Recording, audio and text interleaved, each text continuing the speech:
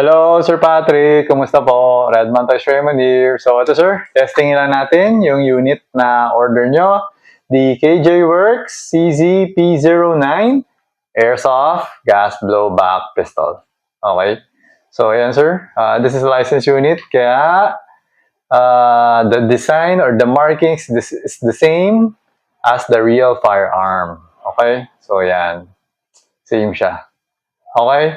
So, yun. This is actually a really good airsoft gas blowback pistol or model, no? Sobrang ganda na to. Actually, mas gusto ko to compared kay Shadow. Although, syempre, si Shadow, mabigat. So, parang medyo maporma. Pero, mas gusto ko yung feel nito eh. Mas okay siya for me. Actually, mas magaan to kasi nga polymer yung slide. Ay, polymer yung frame, no? Tapos ito, metal yung slide, no? So, ayun, parang gano'n. Medyo boxy kasi siya. Nagkataon lang na ang nahirapan lang ako dito kasi nga sanay ako dito sa mga Glocks. Ito kasi medyo mas mataas siya compared sa mga Glock. Kaya pag nung dati kasi sinubukan ko eh, pag gumagano'n ako, lumalagpas kasi nga nasanay na yung mata ko sa Glock. So parang umangat siya sa tendency binababa ako pa.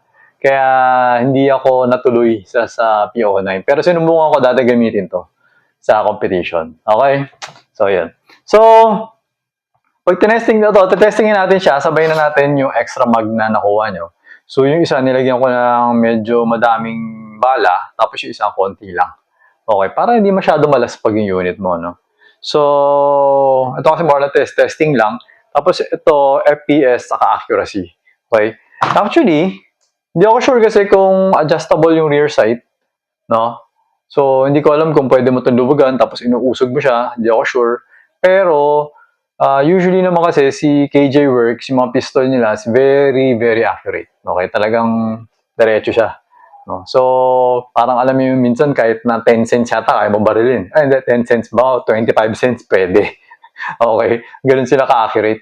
Ito, actually, yung target natin, ngayon yung size ko is 1.5 inches na lang to. Last na lang to, kailangan ko na namang gumawa ng extra kasi may testing yung pa ako mamaya. Teka, meron pa naman tayo isang space dun. Ito ko na lalagay mamaya para doon sa isang pistol. Okay? So, ito Sir Patrick for first test. FPS test muna tayo. Okay? Ayan, 0-0. Right? So this is actually a double action and single action pistol, no? So, ano ba? Paano muna natin? Hindi ko alam. Basta, teka. So, ito, kinasa ko. So, single action na siya. Okay? Yan. Check natin yung ambidextrous ba? Ayun. Ambidextrous, safety. Okay, yan. Gumagana naman. No? Tapos, yan. So, inserting the magazine. Okay, always remember to keep your trigger finger out. Make sure that the muzzle is always pointed at the safe direction. Okay? So, paano ba? Testing ba natin double action? Or hindi na? So, ito, single action to. Hindi, sige. Ito muna. Single action, di ba? Ayan, ganyan. Okay. 325.1. Wait nga, check ko nga. Kasi minsan kasi maluwag yung hap eh. O mahulog. Okay, di naman. 316.6.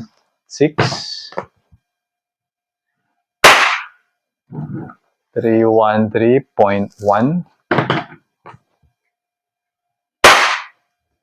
310.3. Okay. Nakalimutan ko testingin yung yung double action. Siguro dito na lang next mag. Okay. So ngayon, may 4 shots pa kasi ako dito. Usually kasi ginagamit ko siya for accuracy test na. Okay. So ito. Buka natin barilin yun. So my distance to the target is 2.3 meters. Okay. Tapos yung size is 1.5 inches. Okay. Picturean ko, then picturean ko siya, yung result, tapos send ko sa inyo. Okay, so ito. Check natin. Okay, tinamaan naman. Nasa siya, papuntang 4 o'clock. Papunta, pero hindi siya nasa 4 o'clock So, parang umangat yata ako. So, parang nasa, siya, 11:30. Siya, yung malapit siya sa center, no? So, Okay, so bumaba sa baba nung 11. And itong last shot, center talaga dun sa 1.5 inches na target. Okay, so yun. Send ko sa inyo yung picture. So yan, nag-open yung slide, no? So removing the magazine. Okay, wala nang bala. So ngayon, insert natin yung isa para matesting. So, na-insert ko na. Ayun yung BB. Okay, so testingin natin ngayon for the double action. Kasi alam ko gumagana yung double action na to eh. So to test the double action, you have to remove the magazine. Sa tunay, syempre hindi na. Pero dito kailangan. Airsoft to eh. Okay? So tapos bababa mo ngayon yung hammer. Okay? So kakalabitin mo siya. Diba hawakan mo to? Okay? Parang sa, yung ginawa ko kasi parang same siya sa kung paano ginagawa sa tunay.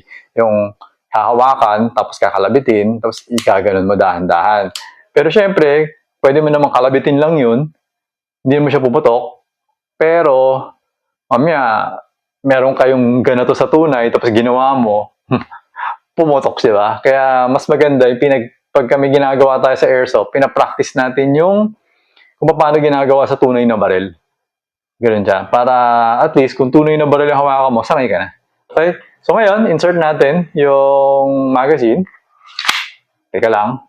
Alam ko niligyan ko na ng gasto, no? Okay. Right. So ngayon, ito na. Puputok natin using the double action. Yan. So nakababa yung hammer, nakita nyo. So kakalabitin natin. O, di ba? Pumutok. So yun yung double action na part niya. Okay? So, ngayon, single action na siya. Okay? So yan, ano pala siya? Minsan tawag doon? Minsan parang CZ shadow, meron din siya random na open chamber, kahit may bala.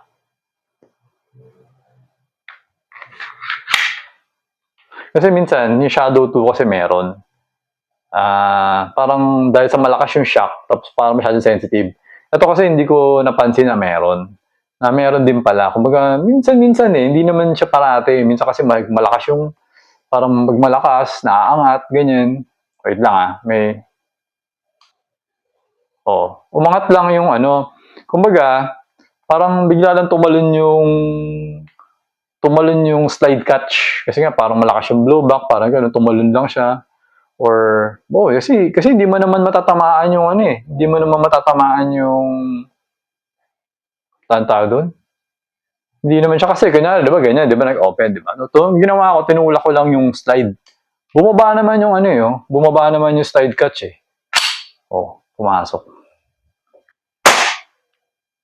Di ba? So, parang, minsan meron. Dito kasi, hindi naman ako madalas nagkakaroon, kaya hindi ako nagmo-modify. Kay Shadow, yun talaga nagmo-modify kasi parang regular issue, parang ganun ba? Ito, testingin natin ulit. Pero okay lang naman yan actually. Parang siguro tumalon lang or something. Ito. Okay, testing natin ulit. Hindi ko naman na-touch eh. Tingnan ko. Okay naman. Wala na. Okay, so tinitingnan ko nga ito eh. Ba't naman umakyat? Kasi hindi naman dapat. Wait, ito, gagawin ako. Nalagyan natin isang bala.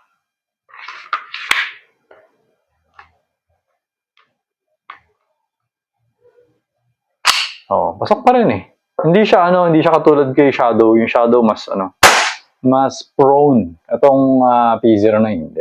Okay? So ito, nag-open na yung slide. Okay na tong unit mo, no? So, removing the magazine. Tapos, dunk. Okay, teka lang. May check lang ako.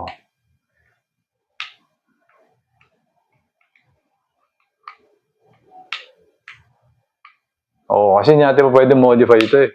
Pag minodify natin ito, baka dito mag-open chamber. Hindi ito mag-open slide eh.